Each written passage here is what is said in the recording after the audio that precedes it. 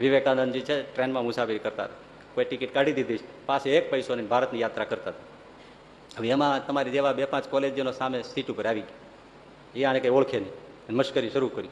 હવે એને ખબર નહીં કે આ થ્રુ આઉટ ઇંગ્લિશ બોલે છે. હવે ઓલા ઇંગ્લિશમાં, ગુજરાતીમાં, હિન્દીમાં બધી ભાષા જાણતા છે, જેમ તેમ ઉડાવે. આ સાધુ બધા નકામા છે ને ભારરૂપ છે ને આવાને બધાને મારીને કાઢી મૂકવા જોઈએ, બધું બોલે. અને ચાયને ચીડવવા માટે જાત જાતના વસ્તુઓ સ્ટેશન ઉપરથી લાવે, સીટ ઉપર સામે બેસીને ખાય કે આ સાધુ સંતો છે, આપણે ખવડાવીએ ત્યારે ખાવા ભેળા થાય અને પાછા આપણને દબાવે કે તમે આમ છો ને તમે આમ છો. હવે આપણા દાન ધર્મ ઉપર જીવે. આવા લોકોને અપાય જ નહીં. ભૂખ્યા જ મારે તો મારવા જોઈએ તો દેશ ચોખ્ખો થઈ જાય. ભગવાનની વાતો કરે ને ભગવાન શું, ભગવાન ખૂબ બધી ટીકાઓ કરે. એમાં સ્ટેશન આવ્યું, ટ્રેન ઊભી રહી, બધા નીચે ઉતર્યા. રેલવે સ્ટેશન ઉપર બધું જમવાનું મળતું હોય એટલે વિવેકાનંદજી પાસે કંઈ હતું નહીં, બનેલી વાત છે. એક દૂર સ્ટેશનથી દૂર એક વૃક્ષ હતું, એના થડે છાંયે જઈ બેઠા, હરિભજન કરે, રામનામનો જપ કરે. બોલે જુવાનિયા એની બાજુમાં બધી વાનગીઓ લાવી અને ત્યાં જમવા બેઠા. વિવેકાનંદ દેખાડતા તેને જમતા જાય.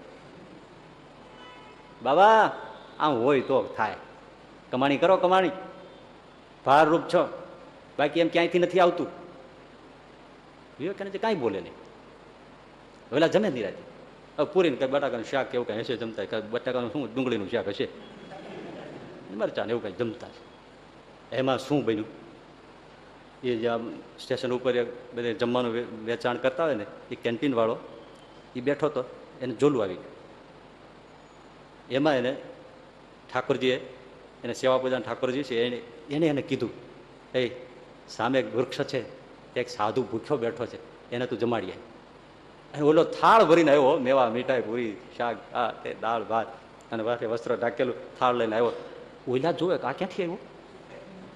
વિવેકાનંદજીને પગમાં પડીને બાપજી આ ભોજન કરો, મને ધન્ય કરો. જુવાનિયા જોઈ રહ્યા કે મારો આ ગજબ છે. વિવેકાનંદજી કે પણ મેં તને કીધું નથી, તું શા માટે લઈને આવ્યો છે? મને ભૂખ નહીં, એવું કંઈ છે નથી, કોઈ પીડા નથી, કાંઈ મારે જરૂર નથી, હું તો પાણી પી લઉં તો દિવસો ચાલ્યા જાય. ના બાપજી, મને મારા ઠાકોરજીએ સ્વપ્નમાં આદેશ આપ્યો, મારો સાધુ ત્યાં ભૂખ્યો છે, એને ભોજન કરાય એટલે હું લઈને આવ્યો છું. અને ઓલા 5 જુવાની ઊભા થઈને પગમાં પડ્યા, બાપજી માફ કરજો, અમે તમારો અપરાધ કર્યો. જો કાંઈ ન હોય થાય છે ને, પણ એ થવું અને સમજવું કઠણ છે.